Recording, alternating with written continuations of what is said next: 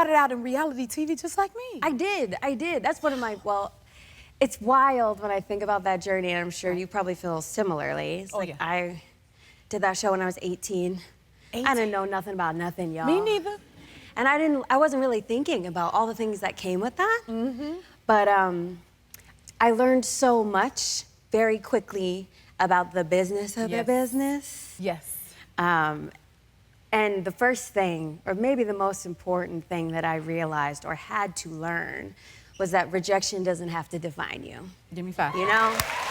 Like, yes. It doesn't, and it's so hard, especially when you're 18 and a lot of things are happening to you so quickly, and you don't know which way is up, but if you can learn that reframe, it has changed my life. And it's like, I didn't need to win that show to be a successful person, and neither did you. We did it, we did all right. We did okay. We did all right. Mama, you have a talk show, honey. You're doing really good. Thank you. You know what? I sit back and I think, I hopped on that roller coaster and it's been going ever since.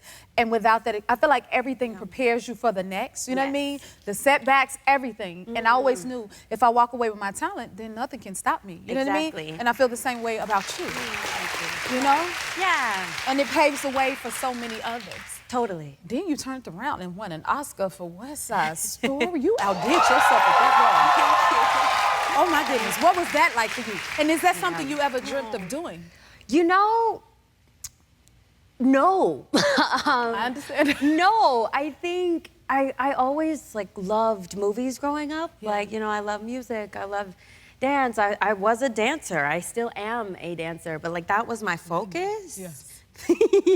And I don't know, I'm an ambitious person and I set like high goals for myself. Yes. But I didn't really see that one coming. And then you get to the moment, and like my mom was my date that night. Oh. Which was really fun. I love and that. A little overwhelming, not just for her, but for me too, because I was like, it's happening, what is going on? Before you know it, you're thrown in the middle. You're thrown in the middle, and everybody's looking at you, and I remember standing on stage and seeing them standing, like so many people I admire and all of the things, and it hit me like, you have to talk now, and you also need to remember you represent not just yourself, but like all the communities you belong to, and you're representing 60 years of legacy. So whatever you do, just be graceful. And I just became so grateful. Yes. Like I was just standing there in gratitude, shaking, sweating. But that's all a part of the moment. It's a part of the moment, and it really was something I'll never forget. Well, you carry it so well. Thank you. It's so inspiring. I love watching your journey. You make it fun and sexy and just so joyful. I love that about you. You've hosted the Tony Awards 3 times? Yes. Oh my gosh, can I tell you something really quick? What you got? Okay. So the first time I hosted, yes, I've hosted 3 times. I don't know why I do it every time because it's terrifying to me. So you get scared? Absolutely. You don't look nervous at all. Oh my God, I cannot even begin to describe. Every year there has been a moment of sheer panic where I lock myself in my room and I want to vomit. And then I have to reframe it. Yeah. It's constant reframing in the entertainment industry. But the first year I hosted, I mean, I never see anyone anyways, but I watched the playback of the opening number, and they cut to you during the applause, and you were looking at the screen while I'm like up there with my hands up like, oh my God, what just happened? Yes. And you were just like, she did it. You did it. And I will never forget that because you were just looking at me with support. Yes. And that's, I feel like the most beautiful gift you can give anyone is just like bearing witness and being of support. And so I've tried to bring that to every place I go as well. Like, thank you for that. Well, thank you for what you do. I mean, we're both performers. Yeah. So as a performer, anytime someone is performing, I'm like, I want to give them that same energy back. Love. The encouragement, the love, because you put out so much. You know what I mean? Well, and I don't think, audiences fully ever really get to see how much goes into it. The blood, sweat, and tears.